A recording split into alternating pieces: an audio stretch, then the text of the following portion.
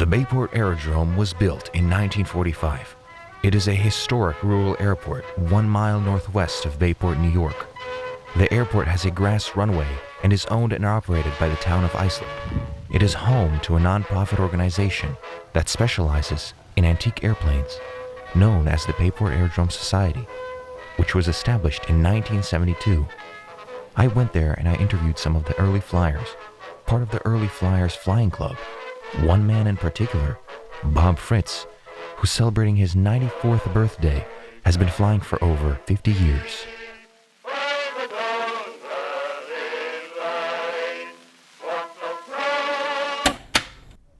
How long have you been with the Bayport Aerodrome Society?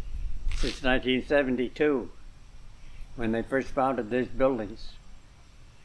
There's a sign on the end of the building that says Bayport Aerodrome Society since 1972. How long have you had this plane?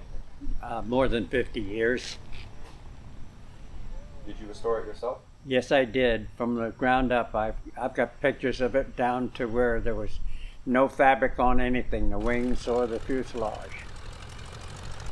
It's all new fabric, new paint. Are you still flying?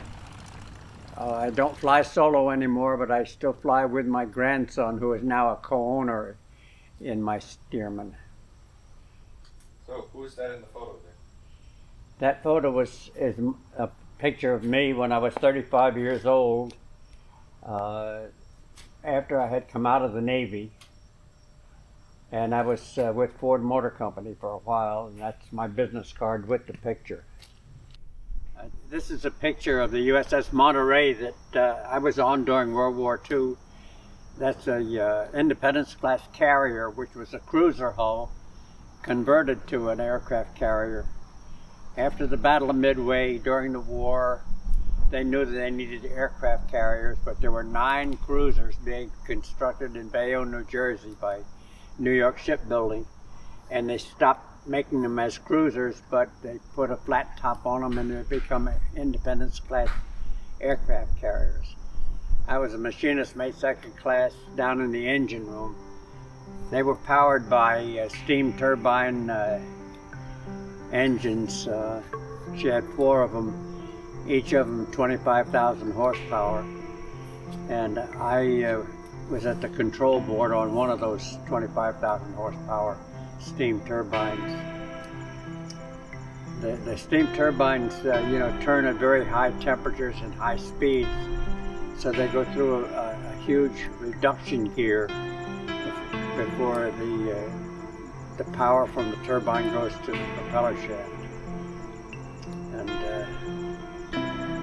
I had to know all of that stuff in order to become a second-class machinist mate in the engine room.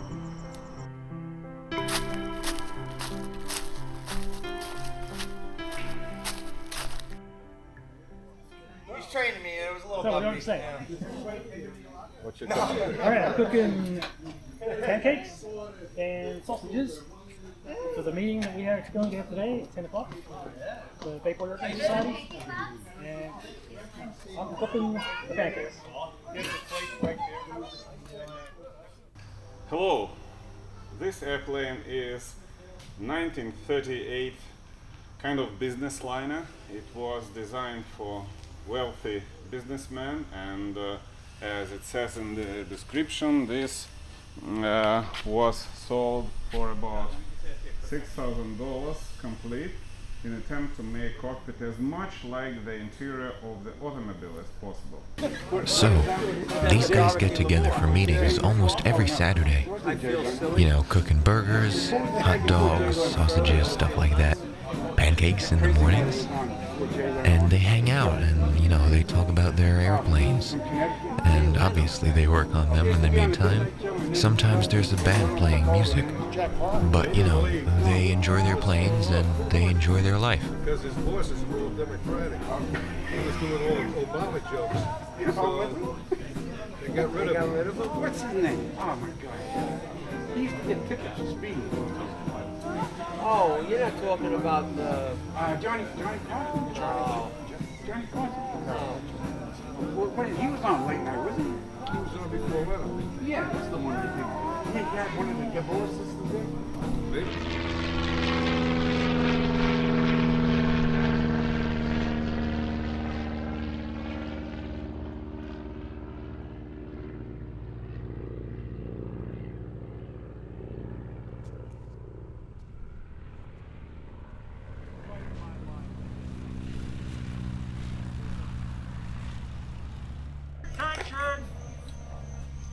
have to start the meeting.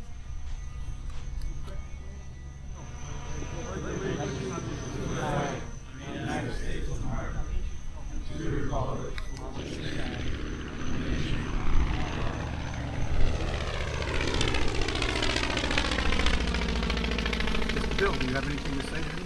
Would they like to hear about our trip to Iowa? Okay. In the N3N. So Al and I left on a Monday to go out to Iowa. This is aviation for you. This is what happens when you fly in an antique airplane across the country.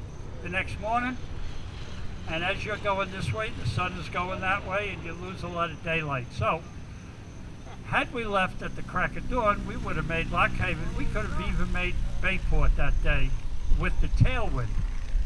The biggest problem was getting oil and fuel all the time. We made Lock Haven, and then we had to wait 3 hours for somebody to come and fuel up the airplane, because even though there's a number to call and they will charge you $20 to come off hours to fuel it, the guy who answers that phone is on vacation. It's Labor Day weekend. But they did have a note saying there would be somebody at 10 o'clock in the morning. So there we were. We got fuel. We were off there at 11. We were here by noontime. And so that's our story. We use more oil than gas. And the oil costs about $9.50 a quart. Hey, gasoline is only $4.30 a gallon, $4.50 a gallon. Holy mackerel. I never thought gas would be cheap. Anyway, that's our story. We made it.